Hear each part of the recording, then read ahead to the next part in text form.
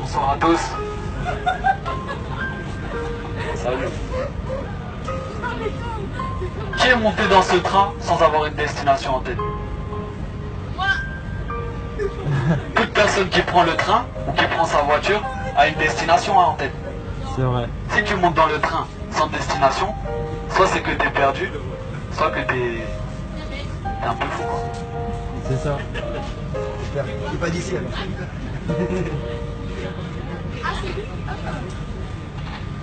Mais maintenant, est-ce que tu savais que ta vie a une destination aussi?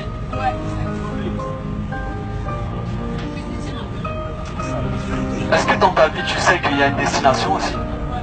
Pourquoi tu vis? C'est ma question pour ce soir. Pourquoi tu vis? Voilà, parce que Dieu t'a créé. Gloire à Dieu. Mais c'est pas tout. Il y en a qui vivent, ils travaillent, on se lève, on travaille, on dort, on se lève, on travaille, on dort toute ta vie. Pour avoir le téléphone, quand tu as le téléphone, tu veux la voiture. Quand tu as la voiture, tu veux la maison. Quand tu as la maison, tu veux une autre maison. Même quand tu as une femme, des fois tu veux une autre femme. Mais pour aller où?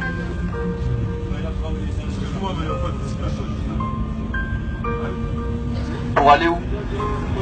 C'est pas le trajet qui compte, c'est la fin en fait. C'est ça.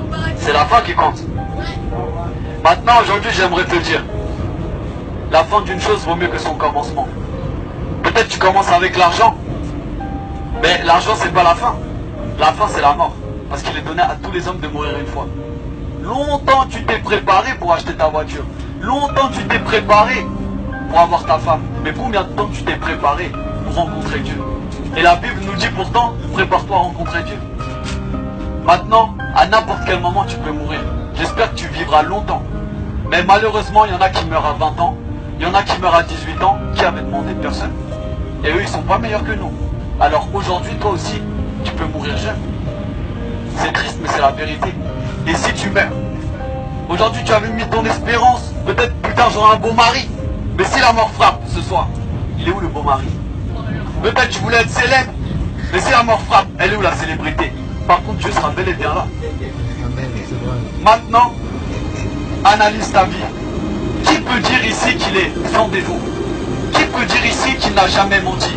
Qui peut dire ici qu'il n'a jamais convoité une femme avec ses yeux? Moi, je l'ai déjà fait. Mais la Bible dit qu'aucun menteur n'héritera du royaume des cieux. Qu'aucun idolâtre n'héritera du royaume des cieux. Qu'aucun débauché n'héritera du royaume des cieux.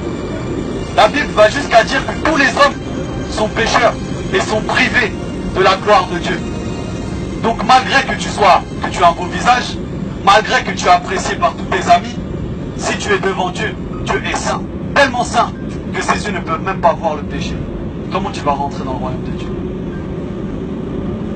Et même si tu es, même quand tu seras jeté en enfer, ce sera juste. Parce que le cœur de l'homme est mauvais. Aucune religion ne peut te sauver. Parce que la religion, c'est croire. J'ai fait ces actions, je vais mériter le ciel. Tu crois que tu mérites le ciel? La Bible dit qu'on n'est pas sauvé par les œuvres, mais qu'on est sauvé par la foi en Jésus-Christ. Parce que tout a un prix dans la vie. Même tes péchés ont un prix. C'est pas gratuit. Dieu est juste et quelqu'un doit payer. C'est pour ça que Dieu, dans son grand amour, oui, parce que Dieu est amour, sa volonté est que tout homme soit sauvé, que tout homme ait la vie éternelle. Il a envoyé Jésus-Christ, son Fils. Il a bu la coupe de la colère de Dieu. Toutes les fois où tu as menti, toutes les fois où tu as haï, Jésus-Christ l'a subi par amour pour toi. Parce que tout comme un père a compassion de ses enfants, l'Éternel a compassion de ceux qui le craignent. Dieu te demande simplement une chose. Repens-toi. Cesse de faire le mal. Cesse de vouloir être le Dieu de ta vie. Mets ta foi en Jésus-Christ, tu seras sauvé. Vous savez, dans la Bible, j'ai lu une histoire, je vais la partager avec vous. Attendez, on attend les autres.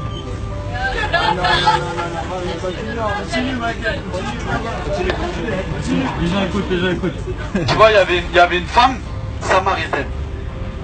Elle était au bord d'un puits. Jésus-Christ, il passait par là, il avait faim, il avait soif, il aurait pu rentrer à la maison, manger, dormir. Ben, comme il cherche pas ses intérêts, il est venu au bord de cette femme qui était au bord du puits pour lui parler. Tout comme moi, j'aurais pu rester à la maison. J'ai des frères, j'ai des soeurs, j'ai ma maman, j'ai mon père. Aujourd'hui, je suis là, je sais même pas quelle heure il est, je passe dans le train. C'est quoi la suite de l'histoire? La suite de l'histoire, c'est qu'en fait, cette femme, Jésus lui dit, si tu bois de cette eau, tu auras encore soif. Tous les jours, tu vas venir ici boire. Tu vas boire, tu rentres à la maison. T'as soif, tu retournes. Mais il a dit, mais si tu bois de mon eau, tu n'auras plus jamais soif. Moi-même, il y a 2 ans, j'étais comme cette femme. Le cœur de l'homme a soif. J'ai cherché la cigarette. J'ai fumé le cannabis. J'ai essayé de combler ce vide par l'amour des hommes. Je disais, être rebelle. Mais mon cœur n'est jamais satisfait. Tout comme si tu as la voiture que tu désires, tu ne seras pas satisfaite. L'homme vit d'espoir. Tu te dis peut-être plus tard, je serai plus heureux qu'aujourd'hui. Mais laisse-moi te dire, quand tu as 80 ans, quel espoir il te reste? Toi tu croyais un jour trouver le bonheur, tu ne l'as toujours pas trouvé, qu'est-ce qu'il te reste?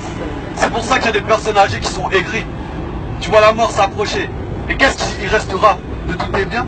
Qui va en profiter? Personne. Ta vie n'a été que du vent. Tes soirées n'ont été que du vent.